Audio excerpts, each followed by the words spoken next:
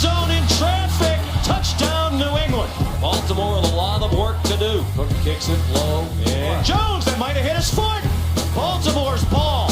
Total carelessness by Jones in a 20-point ball game. Matthew Slater back for the kickoff now. And the ball's out. And the Ravens have it. Another special teams mistake by New England. There's an open man in the flat. It's Kenneth Dixon with a Baltimore touchdown. Joe Flacco has Baltimore right back in the game. What was a 20-point lead is now 3. Deep pass, man running open. Chris Hogan off to the races. Touchdown, New England. Nobody's there, and you do not do that against Tom Brady. What's up, everybody? Good day. Welcome into First Take. Stephen A. Smith. Hey. Qerim, how we doing? Max I'm doing Kellerman is in LA. Max, how are we? Doing great. I'm in LA, you know? Yeah. It's nice. Why you got to have the smile on your face like that? Why you got to rub it in, man? Why you got to rub it in? You ever notice that people in LA smile a lot? I'm smiling because I'm next to Stephen A. We got each other.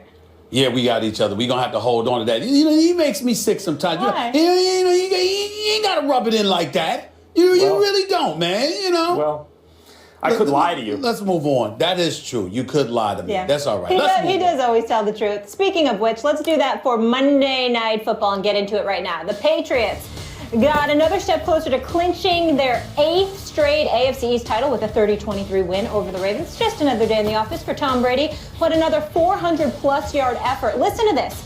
TB12 is now 50-1 at home against AFC opponents. Ridiculous. Since 2007. Max, is Brady the real MVP? No, he's still not the MVP, and there's nothing he could do to even really be in the conversation among intelligent people. Look, he's the best player. And people try to say that there's a difference between value and most valuable and best. And really, fundamentally, there isn't. The best player is the most valuable player. They're really synonymous. Best and value are synonyms in sports. Unless the best player simply doesn't play enough. Now, if you miss 25% of your team's games, you have to be better than second place by such an absurd margin. Had Brady come back to a team that was 0-4 and then went undefeated the rest of the way and trounced everyone in QBR, then I suppose you could make a coherent argument for why he should be the MVP. But that's not what happened. He came back to a team that was 3-1. The only loss was with their third-string quarterback. And then he has lost the game since then, and he is putting up comparable numbers in terms of the advanced metrics to guys like Dak Prescott who haven't missed a game. No, he is not the MVP. Couple of things that we will need to point out here. Number one, I don't appreciate Max Kellerman bringing into question my intelligence, because I certainly disagree with you. That doesn't mean I'm not intelligent. It means I disagree with you, Professor Kellerman. That's right. Number That's one. true. That's in your number case, one. it's just a blind spot. There we go. All right, that's number one. Number two, I really got a problem with the fact that your suit is matching your hair right now. You ain't even 50 yet, and your hair looks great. I don't know whether it's the color in the studio. Something going on up in that studio in LA. I'm just saying, it's just the truth. I like it. Your hair looks great, bro. Your hair looks Salt great. and pepper. You're not even 50 yet. You're not even 50. Now let's get back Keep to it football. natural, Max. You look handsome. Listen, I don't mind. There's a little gray in my hair, but I'm licensed because I'm approaching 50. This dude is in his early 40s. Come on now, get it together. Now, let's get back to some Tom Brady. Let's get back to some Tom Brady football stuff right here. Let's get it out the way. She got Just for Men going on there? I mean, what are you talking about? Tom Brady. Ooh, you know what? I'm going to try it. I ain't ashamed to tell you. I ain't ashamed to get me started with the road game. All that stuff is coming. Trust me, all right? Let's get back to some football here. We got Tom Brady, who's 8-1 on the year. Yep. 8-1. 9 games, 22 touchdowns, 2 interceptions, QBR of 89. Who are the teams that he's beaten along the way since he's been back? He's beaten Pittsburgh, beaten Buffalo. All right, lost to Seattle, fair enough. Beat the Ravens last night. This dude looks like the Tom Brady that we've come to love and respect and revere as arguably the greatest quarterback of this generation. And when I think you look at that, where I think Max is wrong, it's not just because the numbers, the performance, the results buffer and validate Tom Brady as a legitimate, bona fide leading MVP candidate, but let's look at his competition. We had Matt Ryan in there. We saw how he struggled. We had Derek Carr up in there. We saw what just happened in Kansas City. All right, we had Russell Wilson up in there. He had about 5 interceptions the other day. We had Dak Prescott up in there. We saw what happened to him against Max's Giants. Everyone's human this year. So listen, here's the deal. When you look at the MVP race, it's not just about what Tom Brady is doing. It's also about what the competition for those league MVP honors are not doing. Derek Carr struggled against Kansas City. Like I said, he went to bed. We know that. He could recover from it and ultimately win. But that was a bad performance. Matt Ryan has been up and down over the last several weeks. Dak Prescott, relatively pedestrian performances throughout the year in terms of yards accumulated, even though the QBR has been impressive. He hasn't had like a bunch of 300-yard games or anything like that. And then we're talking, obviously, about a Russell Wilson and others. And even a Big Ben Roethlisberger, who is in the MVP conversation. You just look at these guys. And then you look at Tom Brady and throwing for over 400 yards last night and completing 68.5% of his passes. Don't tell me that because he was gone for the first 4 games of this season, that this man is completely eradicated and omitted from the MVP Let me add one more conversation. thing. And he Cannot had happen. no Gronk and he had no Danny Amendola. That's right. That's right. Everyone misses guys. And by the way, Brady's had some sleepy performances too. No one is great every single week. Now, Dak Prescott is 11-0 this year versus non-Giants teams. And that's okay. I mean, Tom Brady is 4-0 in the Super Bowl versus non-Giants way to work teams. that in. I mean, you know, that is, so otherwise, Dak has been amazing all year. And this idea that, well, it's only 4 games. There are only 16 games in an NFL season. So 4 games of an NFL season is almost exactly 20 games of an NBA season and 40 games of a baseball season. It doesn't sound like a whole lot, but it is a whole lot. And for those who point to Joe Montana having won an MVP, having played 13 games, you know, you could argue maybe he didn't deserve it. And also, at a certain point, you say, well, maybe 13 games, 14 games you can do it, but 12 is not enough. It's 25% of the season missing. If he trounced everyone again in QBR and those other advanced metrics, and his team was struggling without him. This was a team, remember, Arizona out of the gate, they were supposed to be Super Bowl contenders, and the Patriots went and beat them on the road with their second-string quarterback. So it's not like Tom Brady is elevating a bad team to excellence. He is taking an already excellent team and making it even better because he is the greatest quarterback of all time. And game for game, he is the best quarterback in football this season, but he has missed too many games. One of the subjects that we're going to visit today is Tony Romo again, because you have Cowboy fans clamoring for Tony Romo because they think that the Cowboys will be better with him than without him. Because the fact of the matter is, when you look at the offensive line, when you look at Ezekiel Elliott, when you look at what Dez, Terrence Williams, Cole Beasley, Jason Witten, and what these boys are capable of doing offensively, one would argue that the pieces are in place. Whereas with the Patriots, regardless of the fact that they were 3-1 before Brady arrived, you look at their defense, rife with playmakers, opportunistic defenders. There is no denying that plays a very pivotal role in the success that they had. What would the Patriots offense be without Tom Brady, particularly without Gronk and Amendola? When you look at Tom Brady and what he has proven over the course of time to have been able to do, and how it's yet again being validated the way that it is being validated, what I am saying is this. Even though I would sit here and put him as the lead for the MVP, I have no problem with somebody who would say, well, you know what, I'm going to go with Carr, I'm going to go with Ryan or somebody else. Or Matthew Stafford. Hold on, or Matthew Stafford. That's right, absolutely, Matthew Stafford. My issue with Max, my issue with you, is that you are of the mindset that because of the 4 games missed, he isn't even allowed in the conversation. And you're 8-1. The likelihood is that you could end up being 11-1 as a starter with those numbers, with what you're producing, with everyone and their grandmother knowing how pivotal you are to the team's success. Dak Prescott, even though he's very pivotal because the quarterback position is the most important position, the fact of the matter is Dak Prescott is not as pivotal to the Cowboys' success as Tom Brady is. The argument is to because the there's someone. success. The argument is because there's someone else on the roster who can approximate what Dak does, or according to some, even do it better. That somehow diminishes Dak's value. Well, Garoppolo is 2-0.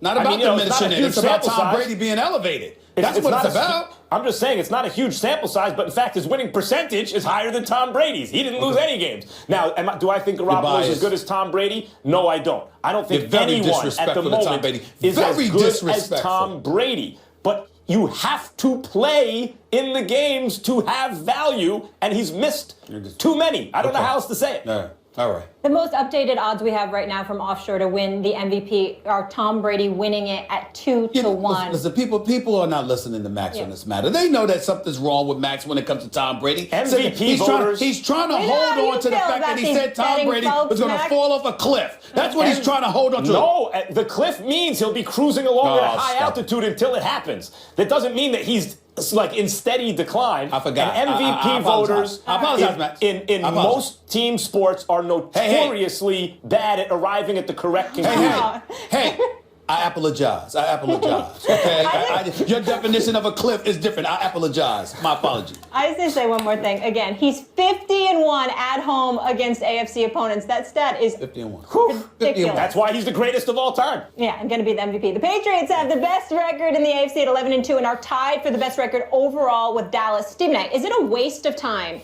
to think anyone else is going to come out of the AFC other than New England? I really do feel that way.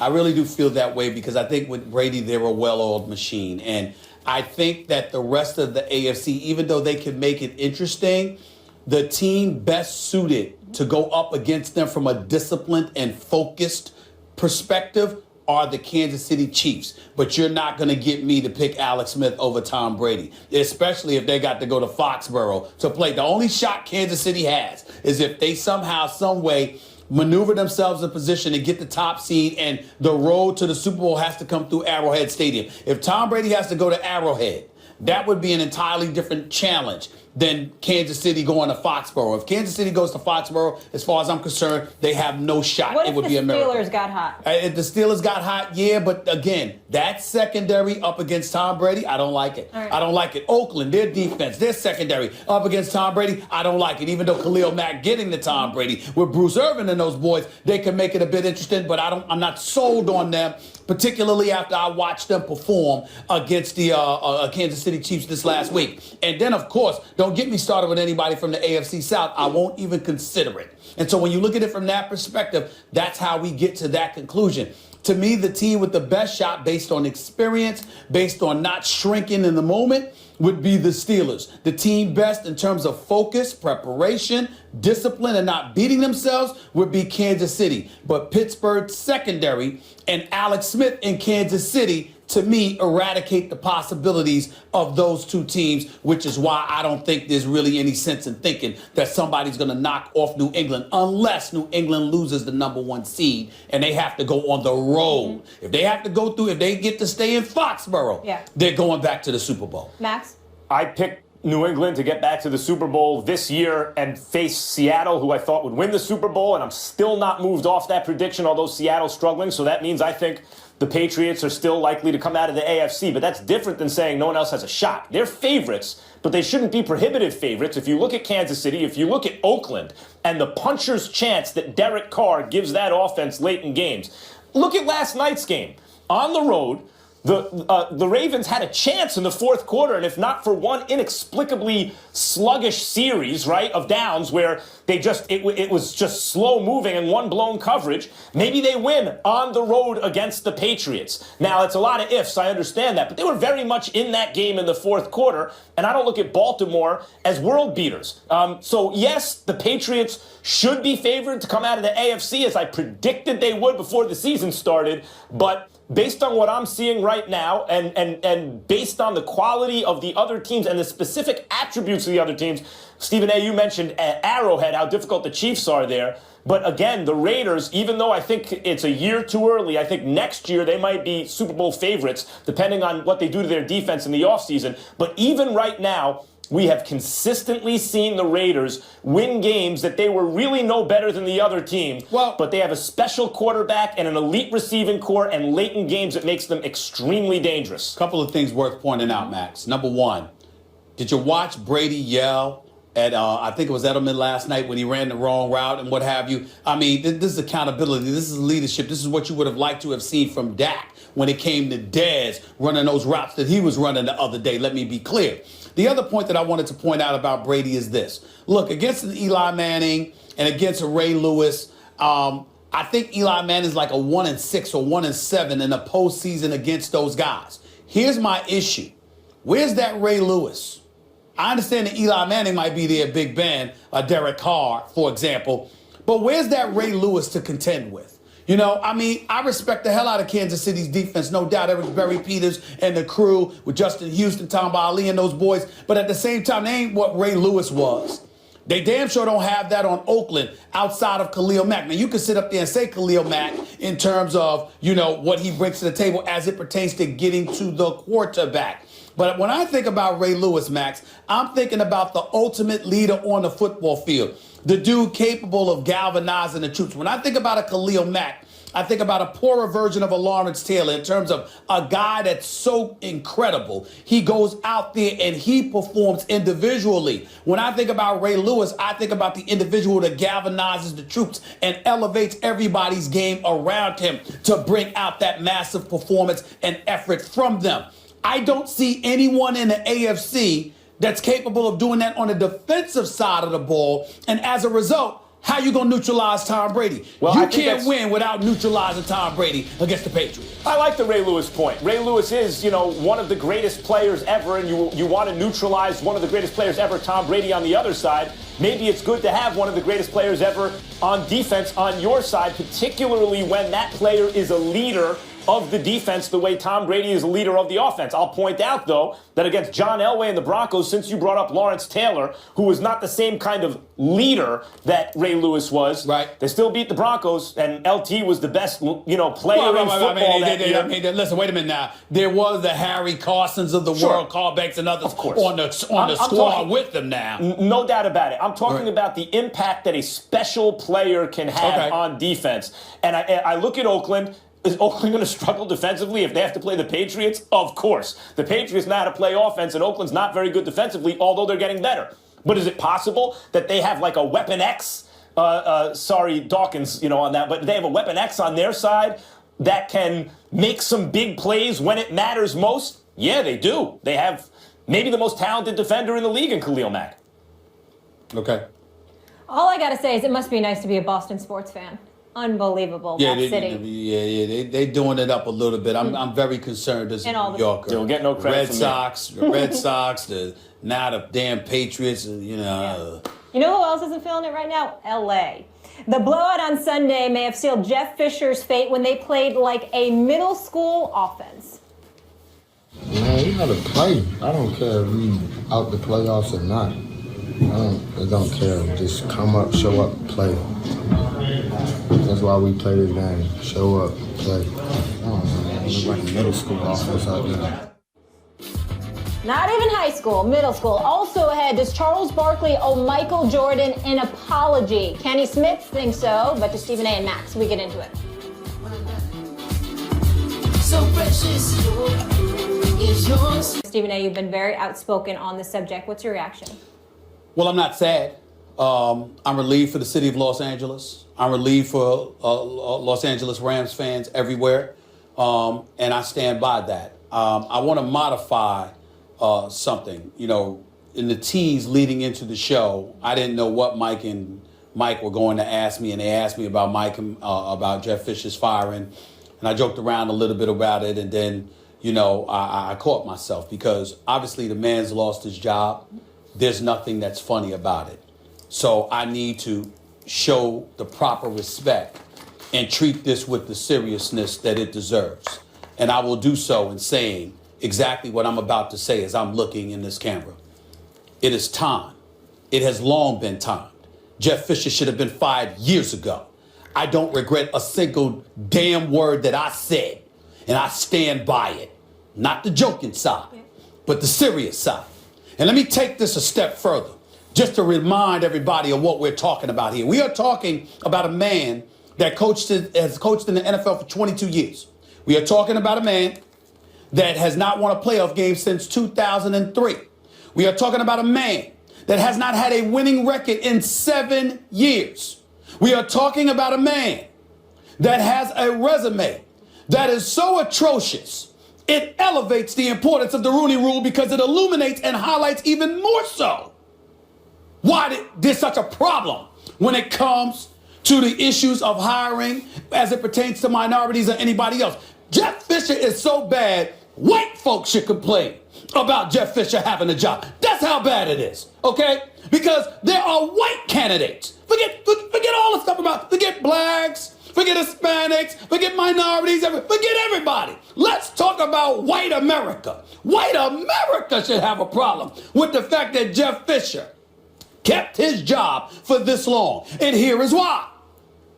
Ladies and gentlemen, I ask of you, in all seriousness, how in God's name are folks on the come up, regardless of what your ethnicity is supposed to get an opportunity when a man who has failed, who has missed the postseason in 16 seasons out of 22, how in God's name is somebody else supposed to get a chance when that man is allowed to keep his job? Would there have ever been a Mike Tomlin? Would there have ever been a Sean Payton?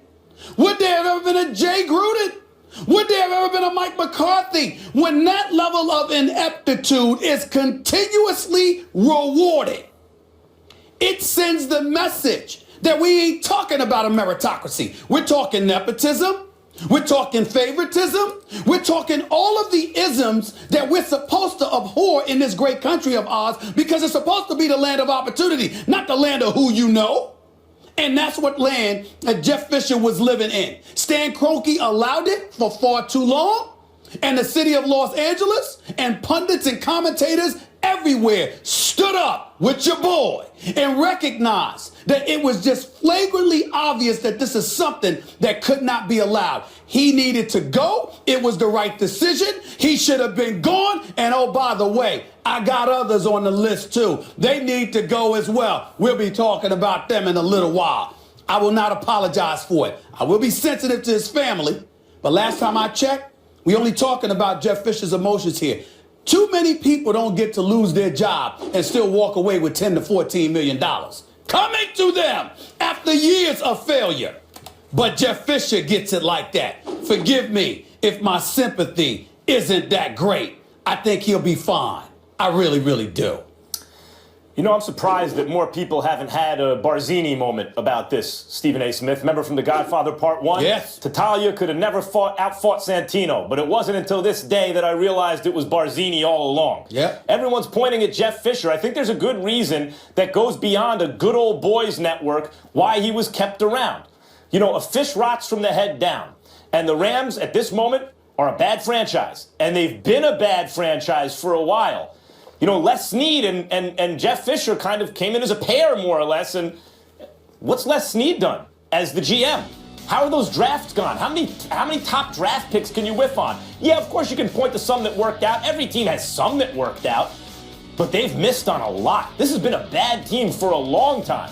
And as long as Jeff Fisher's around, Les Snead doesn't have to take the heat, right? Because the coach is there. I think he probably wanted Jeff Fisher around as long as possible.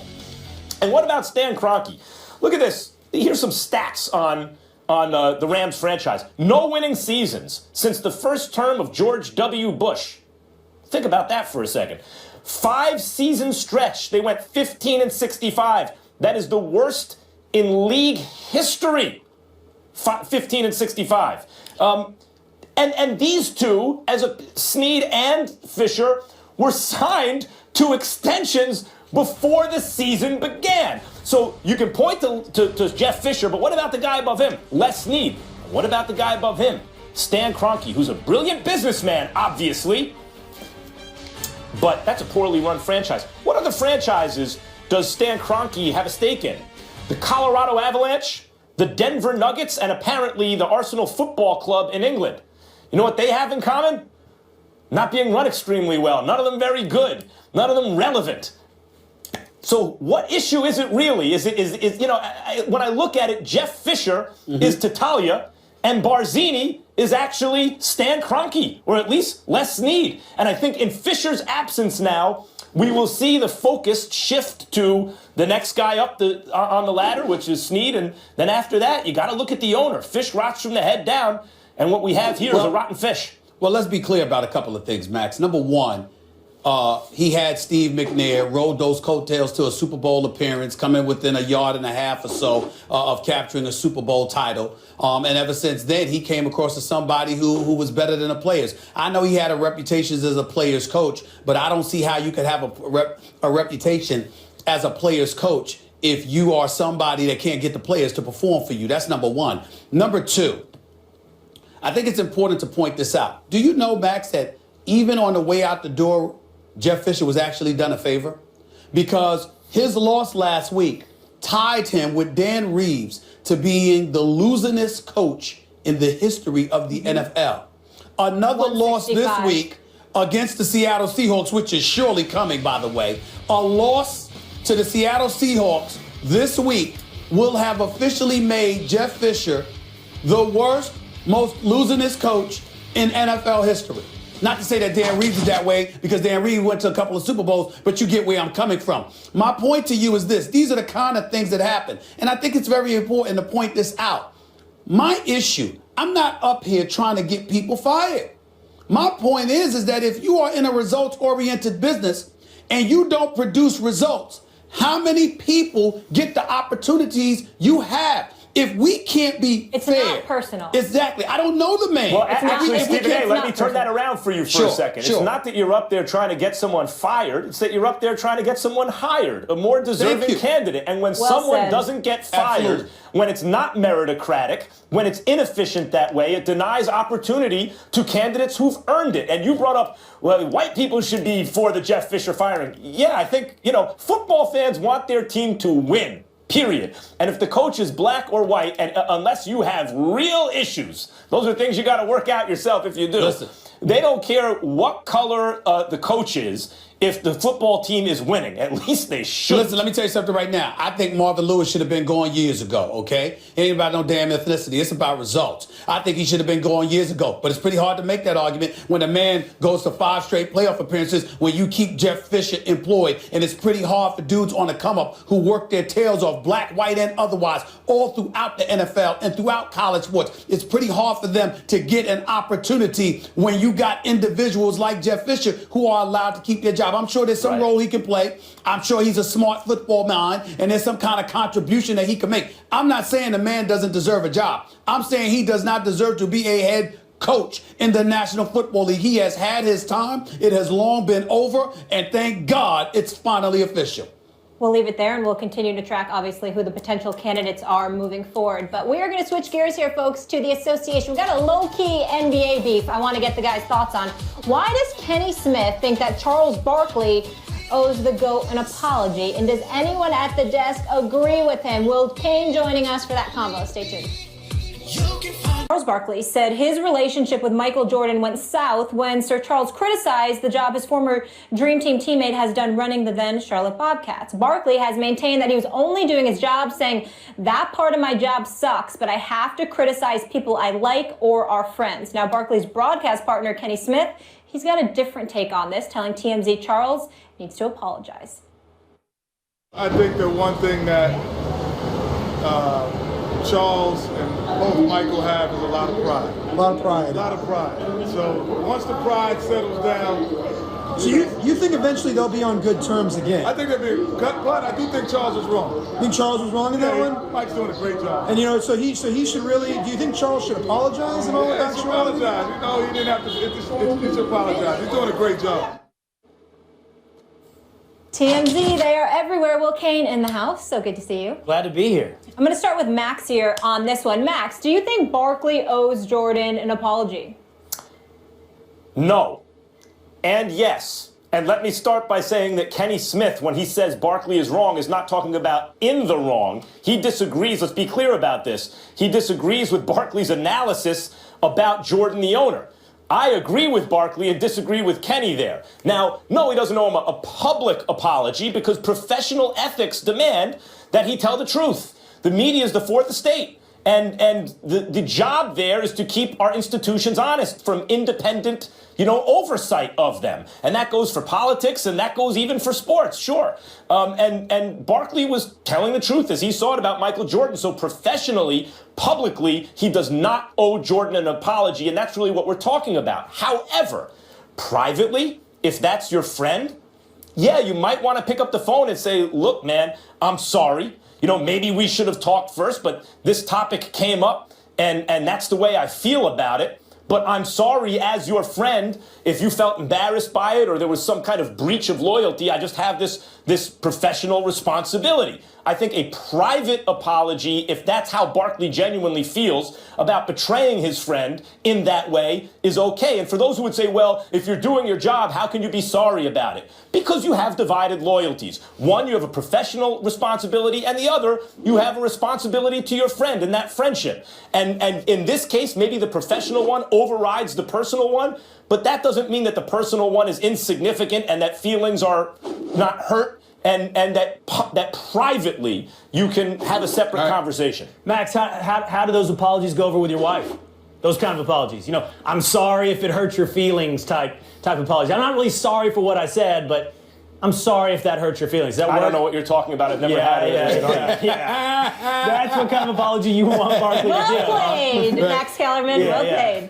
Here's basically, except for that half-hearted apology you suggested Barkley make, I agree with you. Totally, Max. I'm going to do a Stephen A. Smith thing here. I'm going to look in the camera and say, if Charles Barkley apologizes to Michael Jordan, no, hell no, he should not do that. And if you do, I will lose respect for him.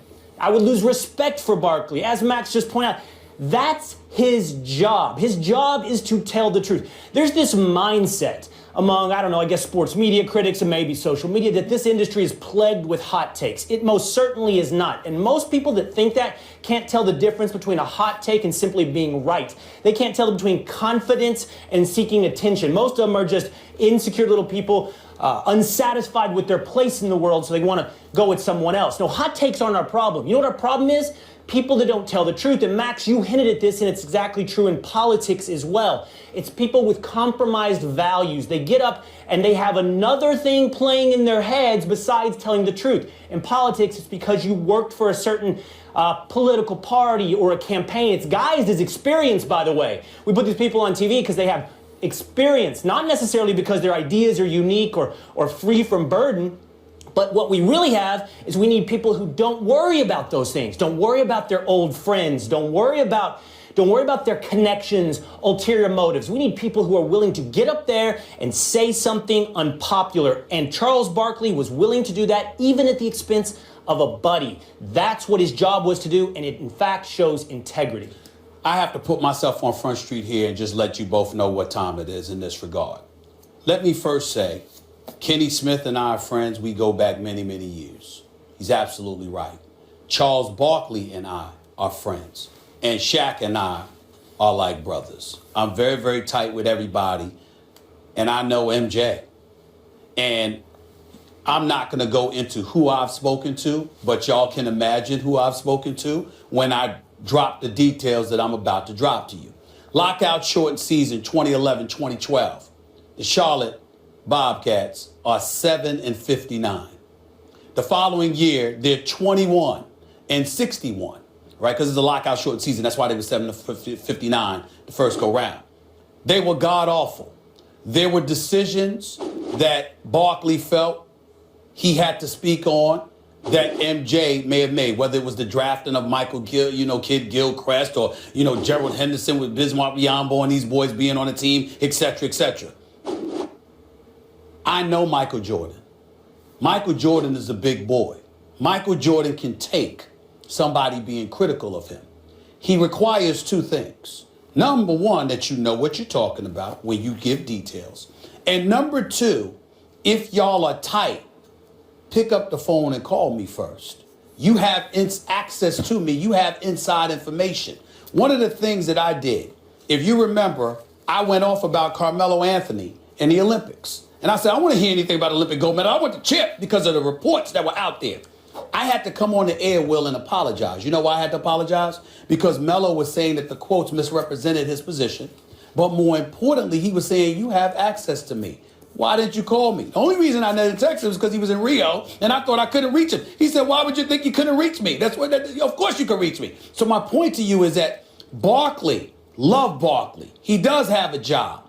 But at the same time, in this position, you make decisions every day. People who I know, that's one of the reasons it's very, very difficult for me to say things about a lot of players. Like, it was very, very difficult for me to say something about Kobe. You know why? I better know what the hell I'm talking about, because Kobe gonna call me or Kobe gonna text me. What the hell was that? Because he's giving you access to him where you don't have to give false information or incomplete information. Barkley has a relationship, or had a relationship, close enough with Michael Jordan where Michael Jordan should not have turned on the TV and found out what you were going to say before you called him. And in that regard, he's right. And that's why I agree with Kenny Smith. Barkley, I love Barkley. Barkley's good people and he's great at what he does. But at the same time, when you're sitting in that chair, to be who Barkley is and as piercing as he can be, the guy that happens to be the greatest player that ever played, who you have access to that most people don't have, should not have found out what you felt on national television. So the two things. I'm sorry, Max. Really quick. Number one, you know how this business works. You just said it. These decisions are made on a spur-of-the-moment basis. You get asked a question, you respond to the question. Sometimes you don't have time to call your buddy and find out. Yeah, but what information do I need to answer this question? But then you have to sit up there and say, did speak to him, got to talk to my man, here's what I'm thinking. You can speak differently about it.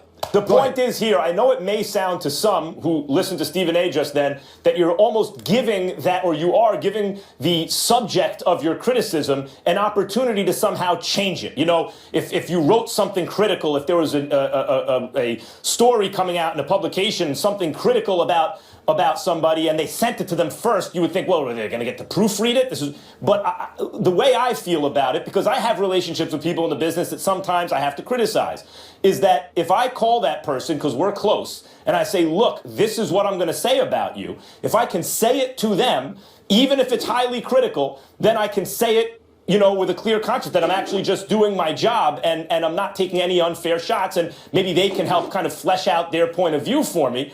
But there are times when that person who I've spoken to said, okay, I get it. And there are other times where they didn't like it, but I said it anyway. So it can actually also be a useful kind of tool for the person doing the criticism, doing the criticizing. It's not simply to smooth out feelings with the subject of the criticism. And the last point, and this is another one you hinted at, is whether or not Barkley's wrong. Now, I have no problem apologizing when you're wrong. I've seen you do it. I have done it. I'm not impervious from being wrong, and I want to acknowledge it when I am. But to my knowledge, Barkley has not admitted at any point that he was wrong on this. To this day, he maintains that position that at that time, the Bobcats and Jordan were bad. Yeah, but let's not act like everything is always about your job. There are things that you, me, Max, and everybody else go on the air every day that we could say that we don't choose to. Because guess what? You're professionals, you work with one another, but there's also a personal relationship. Tiger Woods and Michael Jordan are not speaking to Barkley. Barkley, I don't care what Barkley says. I'm telling you, it affects him. I know. Barkley's a good man. He's a good brother. He's a great analyst, the whole bit. But you have to understand something. Barkley is a Hall of Famer. Barkley is a superstar basketball player before he ever got the job on TNT. Michael Jordan's not asking you not to criticize him. What he's saying is, don't treat me like I'm just anybody else you're talking about, because I'm your boy. I'm not just anybody else. And that's a big deal. There's two relationships to maintain. Right. It's this one, and then the position. His relationship wasn't I'm telling you, us with these people. Right. And we have to tell these people the truth, our truth, of what we believe on a daily basis. That's integrity. And then another thing, and I know you're not an advocate of this, lying to your friends, softening your criticism. Of course not. That's not a good thing to do. That has not integrity. Wait a minute. I just said to you. I got you. Michael Jordan never said that. He doesn't care about that. He's got thick skin. What he's saying is, at the end of the day, if I'm your boy, give me the call, give me the courtesy of a phone call. And I'm saying to you that Barkley wasn't wrong about a lot of things he has said, but there have been occasions where he may have been, but his heart's in the right place. He's just as real as it gets. And we all know it's a sensitive time. I mean, you got players that are sensitive. That's not Michael Jordan. Michael Jordan can take it But if you're his friend and you're in an inner circle, you can't treat him like he's just anybody else. However, Barkley is maybe the most compelling guy on TV, partly because you get the sense that he says the kind of stuff that are going to have his friends, stop talking to him. That's one of the reasons you like to watch Barkley, because it's but wait a minute. Unfiltered. I do that every day, but here's the difference. When a player, usually except with Melo, that's why I apologize, when a player hasn't heard from me, because I couldn't find him. If I know you, you're going to get a text from me or you're going to get a call from me, because even though I'm a journalist by trade, due to the relationship, I have an obligation. I mean, a relationship, I got to reach out to you, let you know what's coming. Both getting past this, though. Can't blindside you. Let's leave it there. Will, you are sticking around because we're going to talk about your Cowboys a little bit, my friend. I got some truth to tell on that. Yeah, you do. Do you need to give anyone a call first, though? I don't think so. Is it time for America's team to go back to America's quarterback? We'll break it down next.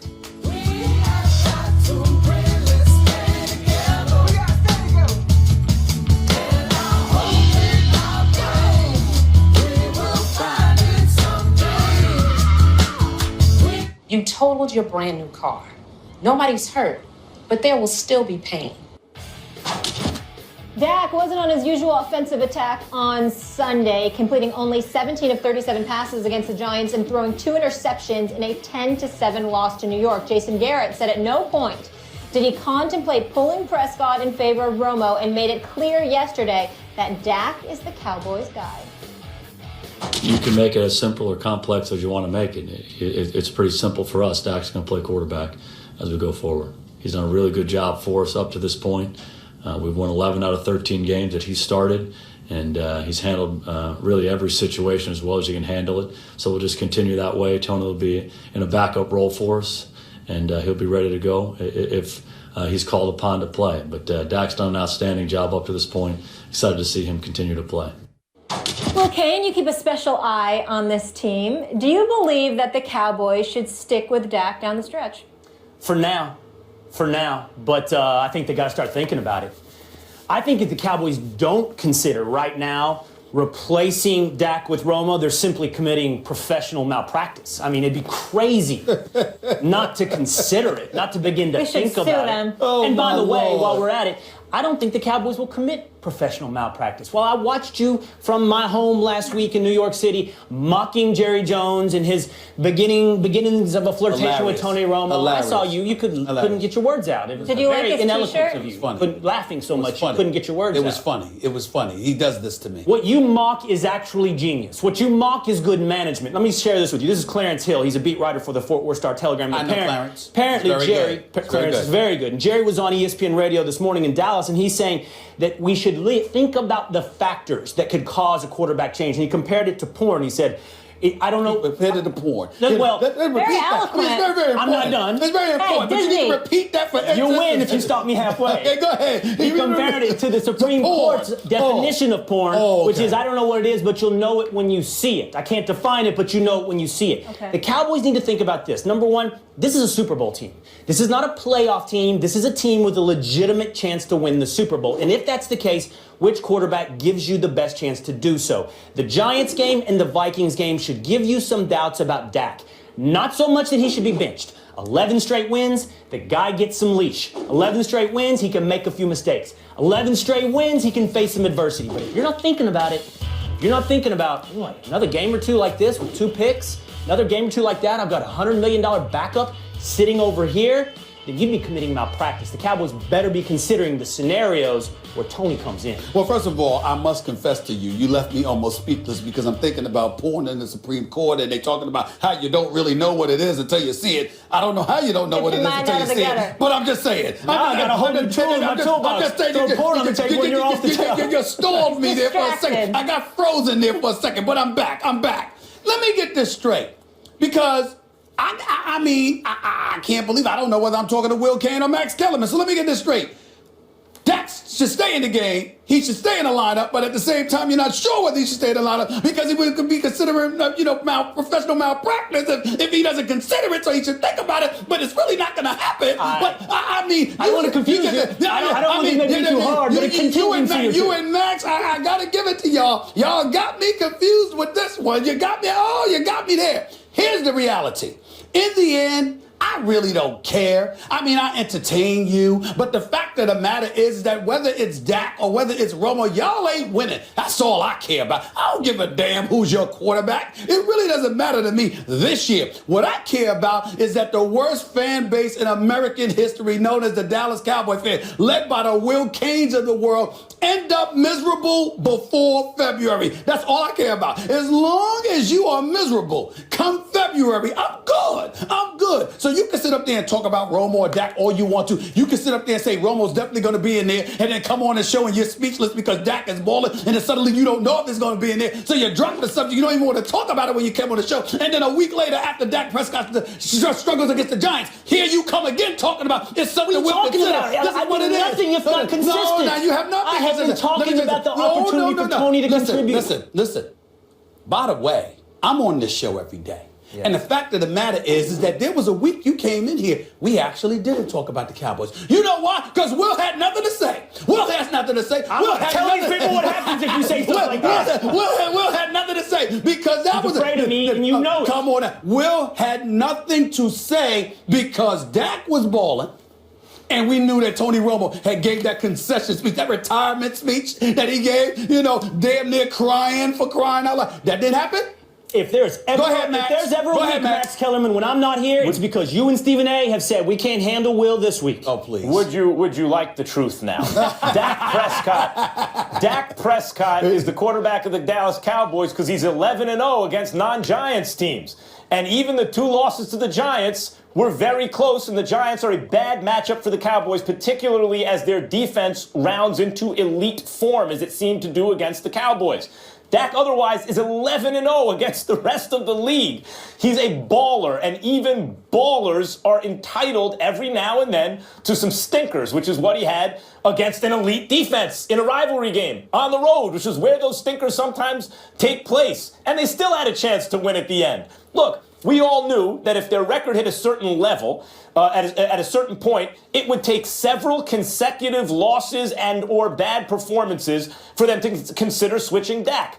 One subpar performance in a close game on the road, as I just described, is not nearly enough to really start considering that switch. If there are 3 in a row or something like that, okay. But barring something like that, and even if there are 3 losses in a row, but in 1 or 2 of them, Dak really balls out, no. And by the way, Will, yes. 1964, who was it?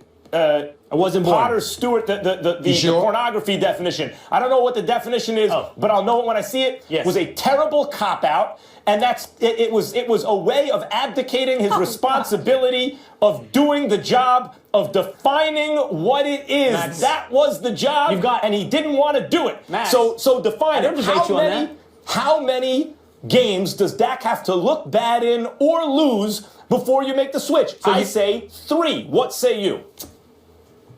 I say, I think it might be 1 more, Max. If he struggles against the Bucs? I think it might be 1 more because to your point about should they lose but Dak look great works the other way. Should they win but Dak look bad is also evidence. And the Vikings game was Cowboys winning, Dak looking bad, making it 2 games in a row. I love Dak, Max. Dak's going to be the quarterback in 2018, 19, 20, and 21. He's going to go through his rookie struggles. But this year's about the Super Bowl, and I am open like every open thing there should be about which quarterback. I want to address that. Hold on, I want to address that. I want to address the Super Bowl of it all. Yes, you should never let those opportunities slide by or take it for granted, no matter how good you think the guy's going to be for how long. You never know when that's going to happen again. On the other hand, I think it's difficult to make the argument that Romo actually gives you a better chance the way Dak has played this year. And B, the worst that could happen if you turn out to be right about Dak versus Romo, and Romo would have increased your odds, is that Dak, a star now and in the future, has invaluable experience behind a young and improving offensive line and with a great young running back. Like, that's the worst case scenario. I just need to get one thing on the record before we move on. So you say 1 game if he struggles, consider making the change. Max says 3 games. Where are you? Don't consider the change at all. Stay with Dak the rest of the way. He doesn't care. I want it all on the record. I don't care. Okay. But let me tell you why. You do care. Because no. Here's my point. Because I wanted to ask Will this question. Yes. I was laughing because to me, Jerry Jones making this move speaks to the dysfunctionality that is perpetually the Dallas Cowboys over the last 2 decades. So if he makes this move, you and I both know it ain't because Dak struggled for a couple of games. It's because that's who they wanted in there all along, and they found the excuse. And to me, that is the recipe that will divide this team. I'm wrong about that? I just can't decide what I'm more excited about. The Cowboys win the Super Bowl for my own joy, or the moment I walk on this set and look you in the eye and deny you every hope and dream you ever had. It will not happen. It will not happen, Will. It will not happen. You, I will won't invite me. That's you won't invite me. Oh, I promise feel like you. I'm You'll with be the little invited. boys I on the will laugh in playground your right now. face for the Oh my misery God. that you will suffer from. Are we on Okay? in recess Can we talk about right more now? of his About to dysfunction? play a kickball game? There's a I've little always been dysfunction going on in Buffalo. Let's get into that. Rex Ryan's Bills have now lost 5 of their last 7 games and are all but eliminated from the postseason. Rex is now 14-15 in 2 seasons with Buffalo and said Monday that he assumes he will be the Bills coach in 2017. Stephen A. has seen enough. Rex Ryan needs to go right now. I take no pleasure in saying that because I happen to like him. But the reality of the situation is that you're in a results-oriented business, and the results speak for themselves. I'm looking forward to Rex Ryan working for ESPN in the near future, or great on TV. or being a defensive coordinator for some other team. What he has no business doing is being a head coach in the National Football League. It's hard for me to take you seriously in that T-shirt. Today is Rex Ryan's 54th birthday. We want to wish him a very happy birthday. Will, why is Stephen A. wrong? Yeah, that T-shirt's not the only reason you shouldn't take him seriously. Let's speak about dysfunction. Thank goodness you don't run a professional sports franchise. Max has said this already. By the way, Max has said this. Max has said this. Or for that matter, manage anyone's money. You just fleece them out of things that they integrity and righteousness would lead them towards. Yes, fleece. Yes. Because I think you make emotional decisions. You make emotional decisions. In this case, with the Buffalo Bills and Rex Ryan, the emotion you're feeling is panic. It's panic. Okay. You're playing on panic. Hurry up, make your point, man. This is not the success, the formula for success. Panic is not the formula. It's a process. You've learned it through Nick Saban. You've learned it now through Jason Garrett, who, by the way, took like 5-6 years of 500 ball to get the process in place. You've seen it with the Pittsburgh Steelers. Process. Your own team. So it's the process. 3 coaches. It's not Dak and Ezekiel. It's the process. The process. Go ahead. Keep It talking. worked for Philly. Keep talking. You're not giving the man a chance to implement his process, his culture, the way he wants to win. Nary 2 seasons does not count. And I don't want to hear about his experience with the Jets. This is about the Bills and these players and these coaches. You must give someone more time. You must see what they do when it's played out. Your 2-year emotional panic decision only ruins it for the next guy and the next guy and the next guy. You don't end up the Pittsburgh Steelers. You end up the Cleveland Browns in that scenario. Okay, go ahead. I needed to go here, Max. I got to eat it. First of all, in order for you to get at me, it's a requirement that comes with you being, for example, on First Take. To show you how lenient I am, I've actually allowed you on this show multiple times wearing that same damn shirt you're wearing right now. But I'm going to let that slide. Try a new one. Here's the deal. Okay, when we talk about Rex Ryan, do you understand that Rex Ryan has not had a winning record since 2010? How long has he been the Bills coach? 2 years, 4 years in New York. What I'm saying to you is this.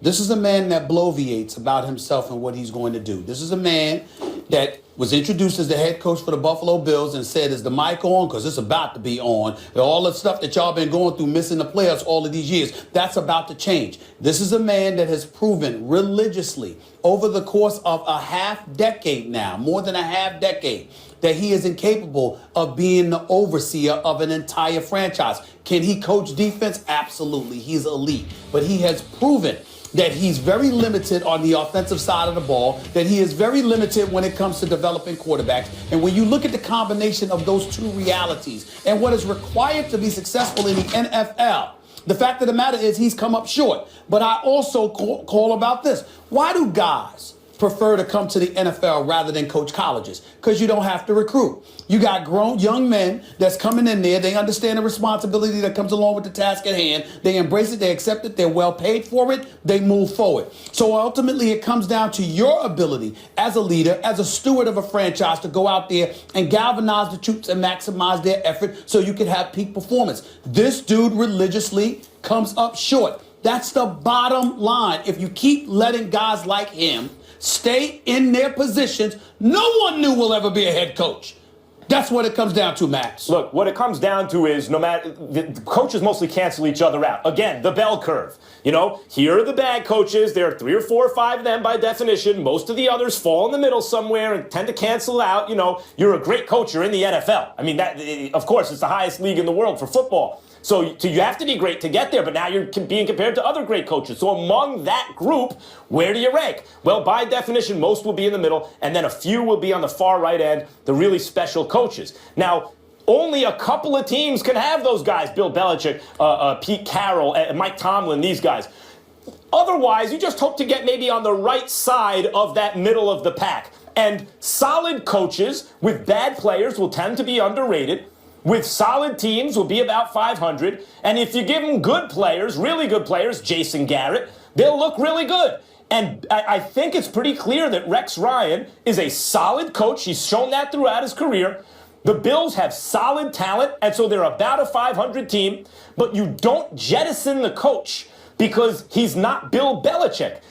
That is what dysfunctional franchises do. As I said yesterday, as Will just brought up today, and others are, of course, thinking those are bad, dysfunctional franchises. We didn't get the exact results we want right now. Max, let's make a change. No, you stay the course. I heard Max get into this debate with you yesterday about whether or not he is a solid coach. I'm not going to go down that path. That's your fight, Max. Mine is this: too little time. And Stephen A. falls back on the Jets and his experience with the Jets, which is virtually, not completely, virtually irrelevant to this debate. It's just like a financial guy who trades your stocks every 2 months. You're going to lose money. You got to see this process play out. And when it's done, maybe he's not solid, Max. Maybe he's not solid. Let me finish the thought in this regard. AFC Championship game. It's not about the system. It's not about the coach. It's about the individual. And let me be the first to say, I am guilty of this. Y'all can call me whatever you want. I'm not playing. I'm a results-oriented dude. And I say that with me as well. If I ain't getting the job, my experience is that if I'm not getting the job done, I got to go. All right? If somebody else ain't getting the job done, you have to go. It's just that simple. This is not personal. This is about the NFL culture. You know how parity is. A team that stunk one year can end up being good the next. If you 6 years in the NFL, come on, Will. I need to add something 6 years? We need 6 years? My issue with you is not that you're a results-oriented guy, but when you think you know what the results are. And with the Bills, don't give me 6 years. I told you, 2 years. Bills, 2 years. Here's the other thing I want us to think about, too. Obviously, his strong suit is the defense. When he inherited this team, they had the 4th best defense. By the way, there can be an argument they took a step back. We just saw Le'Veon Bell didn't do him any favors. 225 yards. You're not even bringing up the biggest stat. 214 yards. You're not even bringing up the biggest thing. He's not getting it done on the defensive side of the ball, which is his specialty.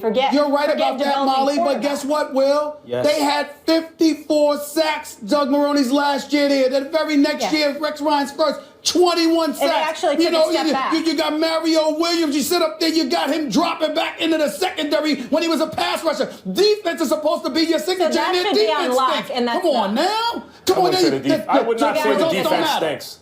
That's the difference. That's what you and Max. Your results don't matter nearly as much as the process. I get last word? Go ahead. Well, it's just this. If I'd argued that there's zero evidence that Rex Ryan should be fired, you'd be winning this debate. But I didn't argue that. I argued that 2 years in, you don't have enough. I do. You don't have enough. And I'm telling you factually, I'm absolutely right. You just need to be drug tested. And 500 is a solid coach, and he may be 8-8 this year. You're going to come on this show and make an argument on behalf of Rex Ryan? He may be 9-7, Max. Where were you? Okay, we got to Where were you with Jeff I want to see how you feel next week. If you've had enough of Dak, we'll talk to you next week after the Sunday's game. Can't wait to see where you are in that Romo situation. I'm shocked he wasn't here to argue for Jeff Fisher. Who knows with you? What if Rex is 9-7? What if he wins out? All right. We'll address it all next week. We'll see how it goes. Will, always good to see you. Stephen A. got his wish. Jeff Fisher fired by the Rams, but who should be his replacement? Jordan Bettis will join the desk with that answer. Also ahead, why is Jay-Z throwing shade at Phil Jackson? And what does LeBron James have to do with it? We discuss.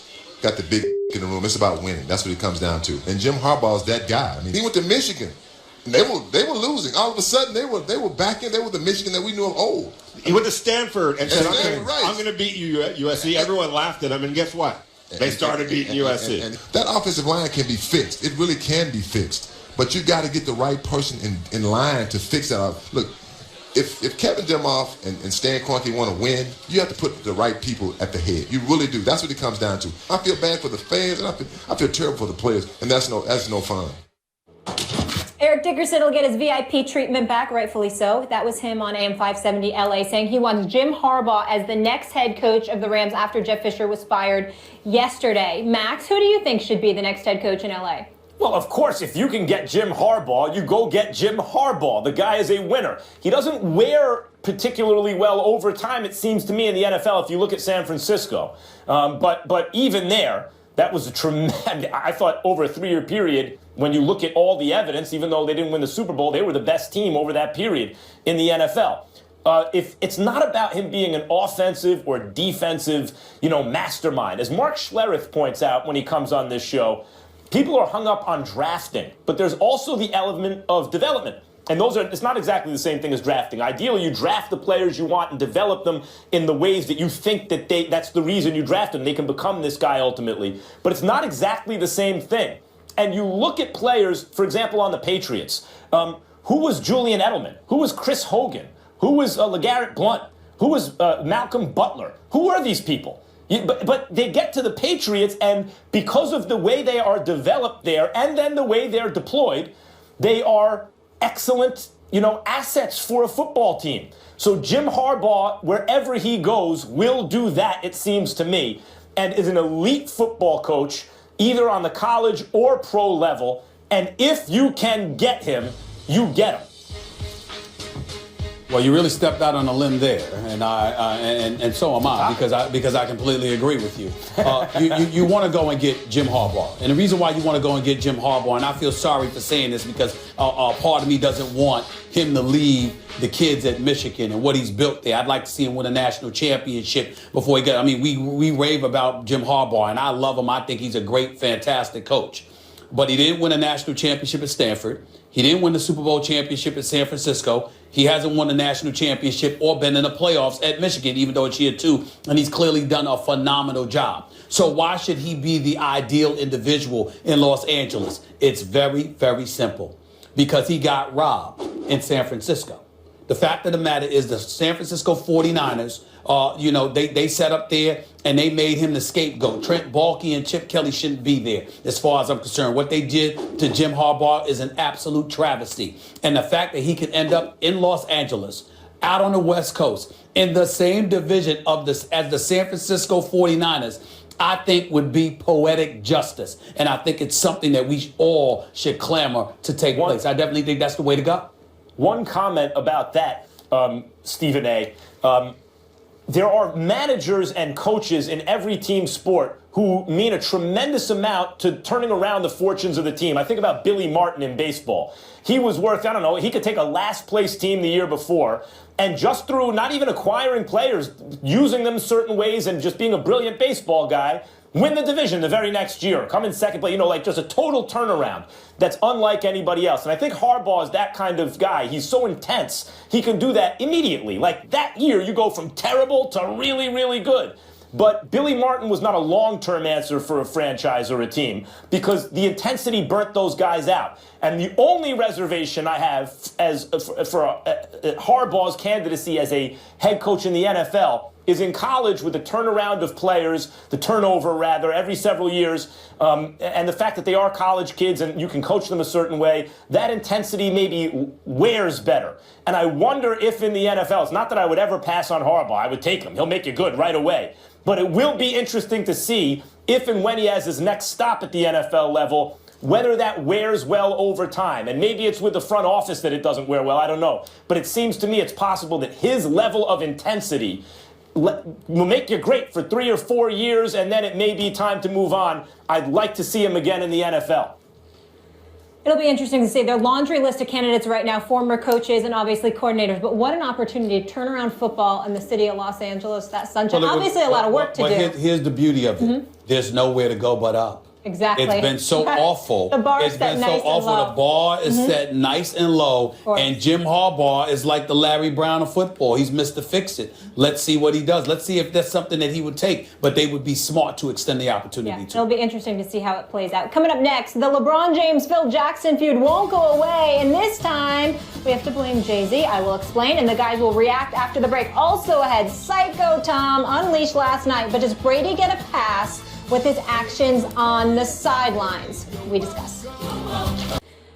Meanwhile, we got a little Jay-Z throwing shade at Knicks president Phil Jackson during his speech to introduce LeBron as Sports Illustrated Sports Person of the Year on Tuesday night. In his speech, Hove referencing the term posse, which Jackson used to describe James' business associates in an interview last month with ESPN. Check this out. We know where we come from. We do understand where we come from, and the only difference between us and someone who has the MBA from Wharton or Sloan or Berkeley or Stanford is opportunity. LeBron James has provided his friends with that opportunity, and as we witness their development, and if we're looking up at the scoreboard, very few businessmen are better than Maverick Carter, Rich Paul, Randy Mims, and all the rest of the posse behind the scenes that make it look like they're just hanging out. Congrats to Jay-Z. Max, do you think, congrats to LeBron. Did I just say congrats to Jay-Z? Go ahead. I don't know. Is Jay-Z right to call out Phil? I don't think it's an issue of right or wrong. I mean, the idea of posse, when Phil said posse, LeBron used it really as a teaching moment about assumptions that are tied to race in his view, and it was a good moment to do that. But I don't know that Phil Jackson meant it that way. And I guess that's what challenging assumptions are. Yeah, you didn't mean it that way necessarily, but you should consider what it, the message it conveys. I think Phil was using posse interchangeably with clique, crew, whatever. But still the point was well taken that LeBron made. To me, the issue is which way is the shade, who's the shade being thrown at? And here it's going toward Phil, usually, or at least back in the day when Phil had the best players in the world and was winning championships and would do his Sun Tzu thing, undermine everything in the land of your enemies. The press would wind up talking to the enemies about the statement. Phil didn't have to worry about answering question after question about it because he was a master manipulator. But here, LeBron threw it right back at Phil. And who's the one who has to answer questions about it now? And which way is the shade going? It's going on Phil Jackson. He's the one who consistently gets asked questions, where people are making comments publicly like this, etc. And I think it's evidence that LeBron James, as I said last week, has outfilled Phil. This is a guy who has mastered now the psychological and emotional component of the NBA, which he didn't have earlier in his career, obviously, when he choked away the finals 4 consecutive fourth quarters, in Miami against the Mavericks. But here we see him taking Steph Curry's heart. I don't know how else to say it in the finals last year. It gives me no pleasure to say that about Steph, but that's what I saw happening. Pumping up Kevin Love when he thought he needed to do that. Figuring it out with Kyrie when the moment came. And here, guys throwing shade at him. I'm going to outfill Phil Jackson. This is one of the greatest athletes you'll ever see in his glory right now, LeBron James. I can respect where you're coming from, Max. I'm going to respectfully disagree. Listen, I don't think Phil Jackson is a racist or anything like that. But Isaiah Thomas alluded to racially insensitive rhetoric. I remember I brought up my man Brandon Tierney, who works for CBS. He and I have been dear friends for years. I respectfully disagree with him, just like I'm disagreeing with Max. It doesn't mean that I think they're wrong per se. And I certainly know that guys like yourselves are incredibly sensitive, particularly the things that affect my community. And I deeply appreciate that as a friend. I thank you for that. But I'm going to tell you why Phil was wrong. What Jay-Z alluded to is essentially the subliminal comments that people make that disguise and gloss over things that touch along racial lines. And that's exactly what Phil Jackson did. And I can prove it. Phil Jackson, Michael Jordan is the greatest player in my mind that ever lived. Michael Jordan's a 6-time champion.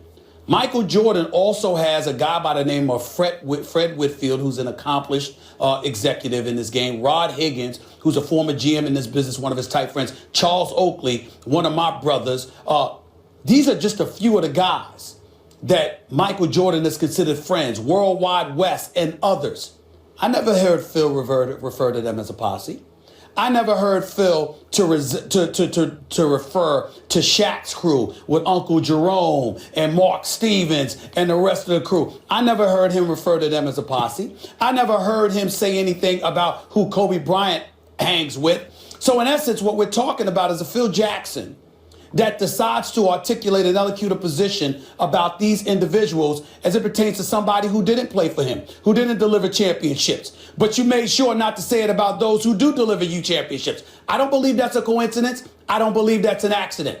I'm not saying it's anything racial. What I am saying is that it was clearly meant to be disrespectful, to take a dig at LeBron James. And Jay-Z taking an opportunity to articulate the position of those of us emanating from a black community is more than appropriate. Because what words did he say, Max? What words did he say, Molly? Yep. After he brought up the word posse to allude to Phil Jackson, he said, we know where we come from. Mm-hmm. Then he goes on to talk about Rich Paul, Randy Mims, Maverick Carter, and he highlighted the fact that they were accomplished. Why? Because he wanted to remind the world what LeBron was trying to say. We ain't just some dudes hanging out with each other. And oh, by the way, we rode the coattails of LeBron James. LeBron James facilitated opportunities for us so we could get to shine because the system itself doesn't lend itself towards ultimately giving us those opportunities. If anybody knows this, it's Phil. And so for Phil to say that about LeBron James, he knew what he was doing. It had nothing to do with it. It may not be racial or whatever, but he knew what he was doing. Max, this is what I think. Hold on, Max, 1 second before you go, because I want to add more context. Remember that when he made these comments also, he was certainly throwing shots at LeBron because then he tried to misconstrue the scenario where he was trying to hang out with his boys. It was a Wednesday and have Thanksgiving when he was really trying to have his team over Thanksgiving. So he was and the team playing waiting. Yes, right, and all of that. So there was more to it. He was definitely trying to take shots at him. That's Phil just bad-mouthing the opposition. That's what he does. Now, I want to but it's wrong to hold on, Max. It's wrong. I want to get to you. It's wrong to just attacking simplify his it like that. Come on, Max. It's more than that. It's not just going after the competition. It's not just doing that. That's what he does. He undermines the competition sometimes by attacking their character. Yes. Let me tell you what I think right now. Let me tell you what I think. No, it's not. That's my point. Yeah. LeBron is in control of the situation. Good for him. This is what I think Phil Jackson was guilty of. In his idea, his strategy, undermine the opposition. What tactics did he use? Well, the tactics were to point to something that he has experienced, I'm sure, in the NBA, which is when you see a player and some people that he grew up with, generally they're enablers and hangers-on, etc. And what Phil Jackson was guilty of was generalizing. When you want to make that point, you need to be specific. And Phil was not looking at the details. LeBron James doesn't have hangers-on around him. He has people to whom he has afforded opportunity, and those who have excelled given that opportunity are around LeBron James, and they're there on the merit. That's not generally the way it appears to me. Phil Jackson has seen it work. So he's guilty here of generalizing about LeBron, not paying attention to detail, and that is cousin to stereotyping. Max, you want me to tell you what Phil Jackson is really guilty of, if we really want to just close this out? You want me to tell you what he's really guilty of? He's guilty of what a lot of black folks suspect about what white folks think of us. You're comfortable with us being the show, but you ain't comfortable with us owning it. LeBron James owns the LeBron James brand. LeBron James may be worth close to $1 billion. LeBron James and that crew of his that you call posse, and you did so in a derogatory fashion with derogatory intent, albeit probably not racial, but it might have been, we don't know. But do you think that was Phil Jackson's motivation? I think Phil Jackson's motivation was not as simple as you saying it's the competition. In other words, Phil Jackson has some kind of... It's not an accident that he went as far as he did. Phil Jackson's too smart for that, Max. I'm saying, are you saying that unconsciously even Phil Jackson may have some kind of resentment about young African-American men having ownership stake? Because it doesn't seem that way to me. Wait a minute. I don't know that. What I do know is him bringing up the team plane and how they had to wait for LeBron, how Spoelstra needed to call. Hold on. Diva. How Spoelstra needed to call Riley, etc., leading up to his comments. Phil is too intelligent, has been around too many black folks. He knows how that would be interpreted. He didn't care. That's not an accident. There was more to this. I find it hard to believe he would. Okay, go ahead. Well, just because it's hard to believe don't mean you can't believe it. It just means that it's hard. Right. But don't mean that you'll believe it. It means it hasn't persuaded me, but I hear you. Okay. All right. All right, we'll leave it there. Tom Brady wasn't happy with Julian Edelman last night and let him know about it. Does Tom Brady get a pass for his actions? That debate next.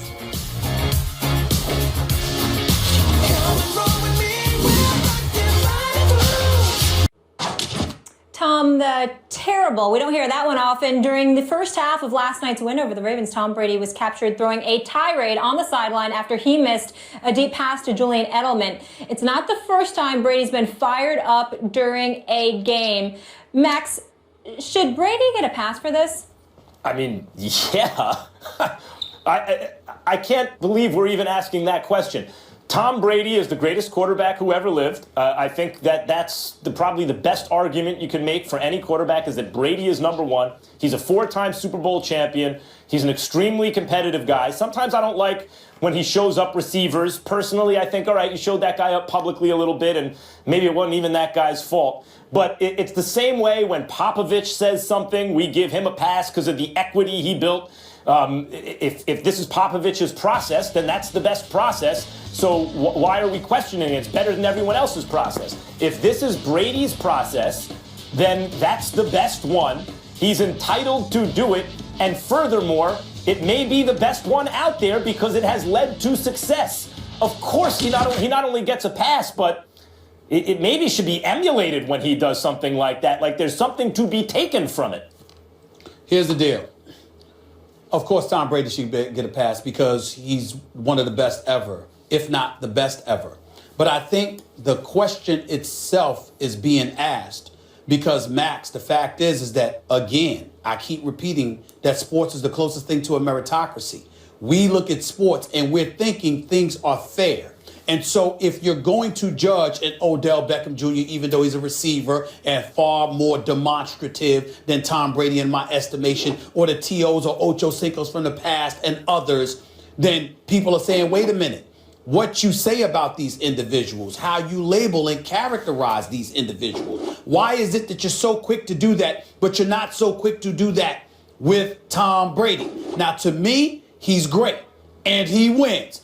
I don't give a damn what he does because he backs it up. And his willingness to hold individuals accountable resonates. Not to mention the fact that when he's usually demonstrative, it's usually in celebration of something team-oriented or when somebody falls short of fulfilling their responsibility. And as the quarterback and as the leader of the team, he has every right to do that. The flip side is that's not the excuse people use for condemning others while giving Tom Brady a pass, and that's the problem. I want to address that. You said, why are people so quick? I'm not so quick at all. In fact, I'm so slow. In other words, I'm slow to recognize that Tom Brady gets away with that he has built enough equity that it's Tom Brady. Forget about even the position, or it's Greg Popovich or someone like that. If Odell Beckham Jr., who I've been saying is the best receiver in football, he's on the Giants, my team, I love the Giants and love watching Odell play.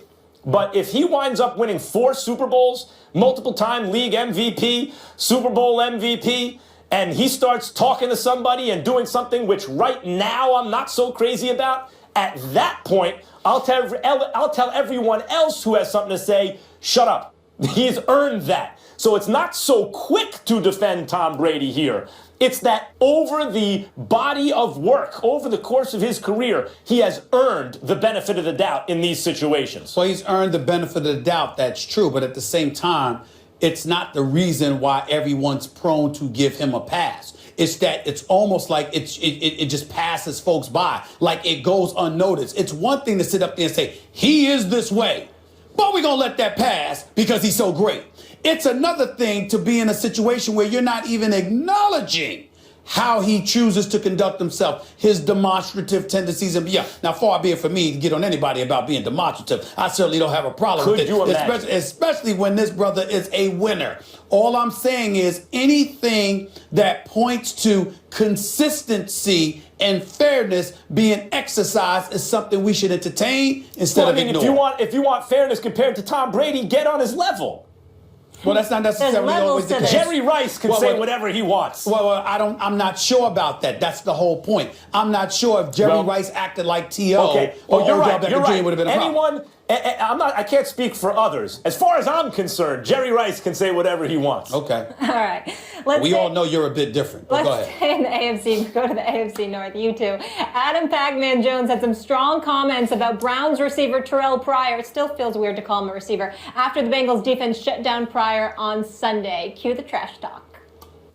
All this facades, all this fake heart that he play out on the field, that ain't Terrelle Pryor. I checked his background. He's a suburbs kid from Pittsburgh. I knew you talked about it, Adam. Garbage. What did that start with for you, Terrell? Garbage. There you go, right there, bro. Oh, shit. There you go. Get him out of there. You see him in there? Oh, right there. You better find him somebody to play with. Is it him saying basically he could... Garbage. Garbage. All right, Adam. Aside from Terrell, how big is it for you? Garbage. I ain't talking about nothing else. I'm happy we won. All right, cool. Terrelle Pryor, garbage.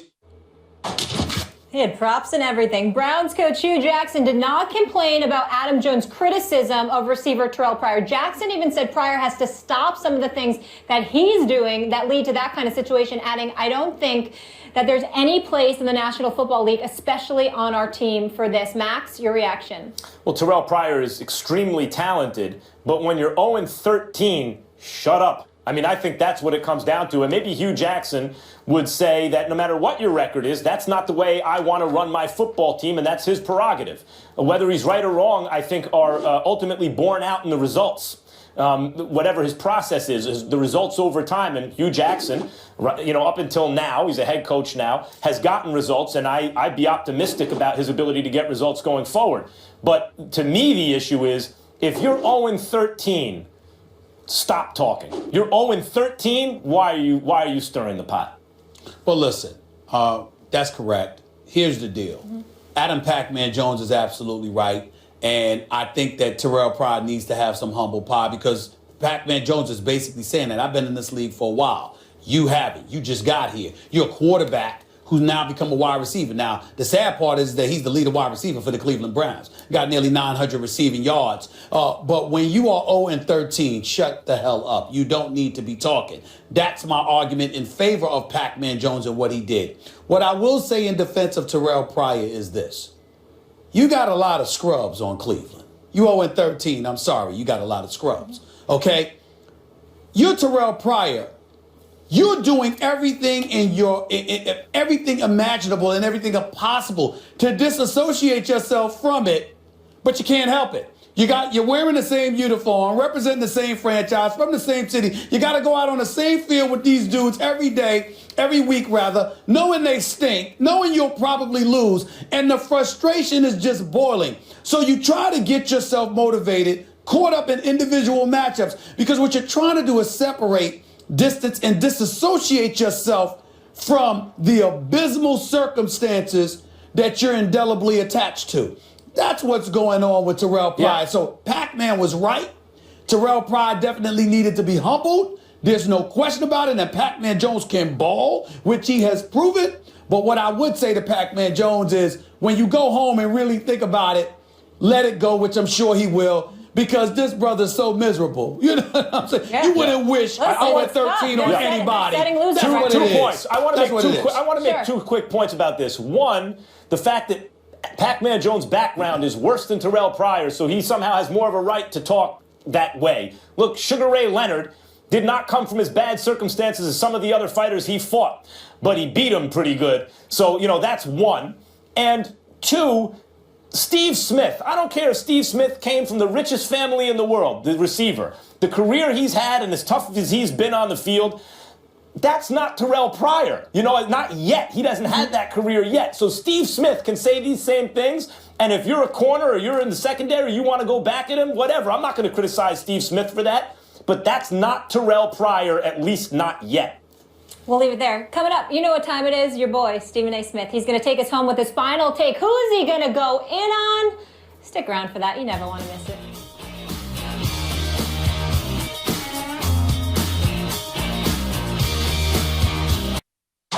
You are so disrespectful. He is going to fall off a cliff. Shut the hell up. That's not even close to my best. They're wrong.